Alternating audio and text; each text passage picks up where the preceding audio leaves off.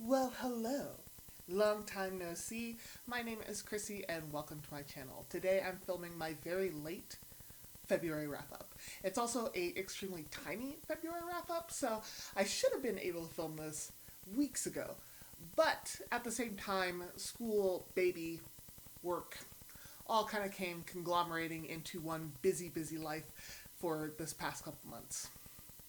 The first book that I finished in February is Doomsday Book by Connie Willis. This is a speculative fiction book about time travel. So, if you're wondering what the difference is between speculative fiction and plain old science fiction, plain old.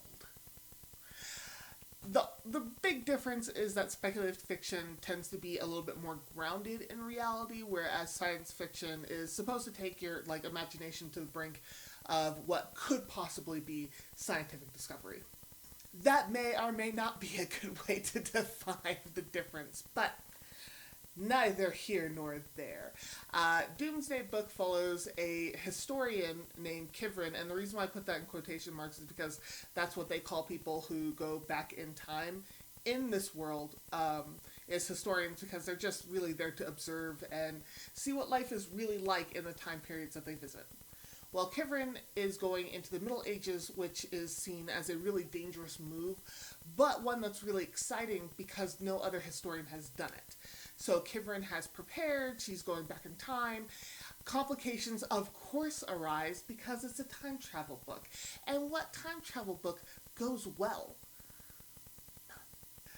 At any rate, Kivrin is dealing with the things in the past, and in the present time, there is a professor named Mr. Dunworthy who was the mentor of Kivrin, and he's dealing with stuff in the present time that is pretty rough and tumble.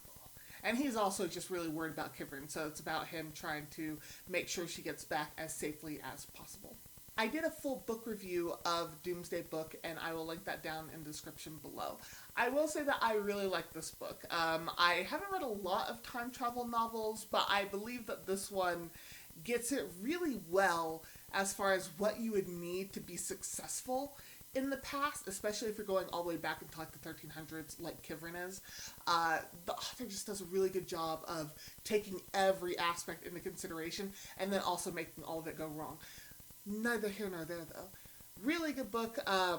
I like Connie Willis's writing style. It's very humorous until it's not, when the characters get into the really nitty gritty stuff and there's things starting to happen and it's not going well and you're worried about the main characters and it's all just going wrong.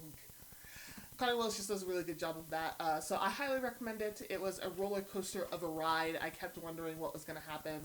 The second book I read is Blackout by Mira Grant, aka Seanan McGuire. This is the third in the News Flesh trilogy, and it pretty much puts in conspiracy theories, zombies, and the news. Media. Blogging.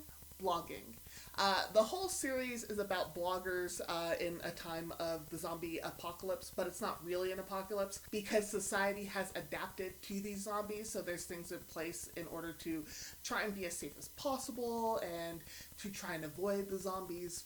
But zombie outbreaks happen. The first book, Feed, follows a bunch of bloggers who are following a presidential candidate who's on his campaign trail.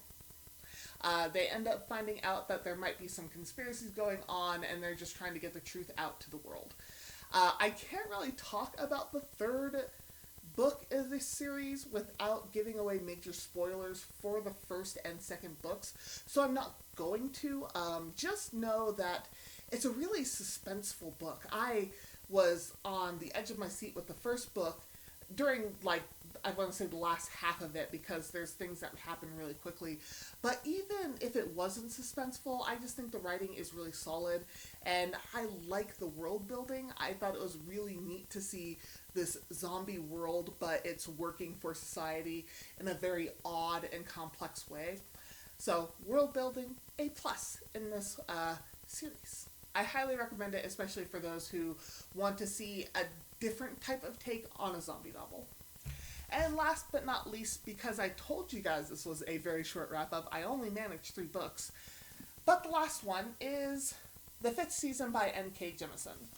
This book for me is a little bit complicated to describe what happens, because it's set in this fantasy world where there are certain people who are able to have what's called orogeny. Orogeny. I looked up how to pronounce that, and I can't even tell you how many times I played the pronunciation and then practice it, and I still get it wrong. But oh well. I'll spell it somewhere in this frame for you all.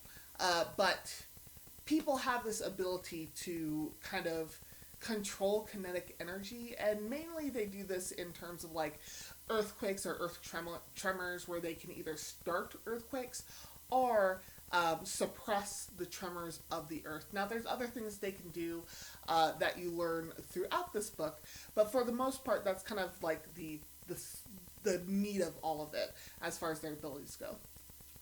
The people who have this power are seen as useful, or at least that they have their uses to everyone else, but they are also kind of seen as menaces to society. It's a really interesting balance in this kind of societal relationship, and one that I am interested to see where it goes in the next 2 books.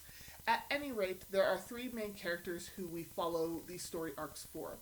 One is Damaya, and I hope I pronounced that correctly, but this is a young girl who just found out about her powers, and now she's being taken to a school to help her learn about her powers.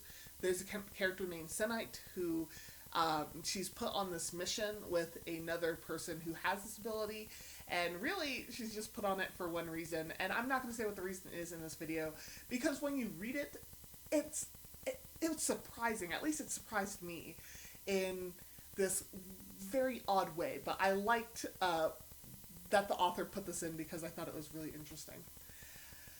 So go read it. Just for that, go read it.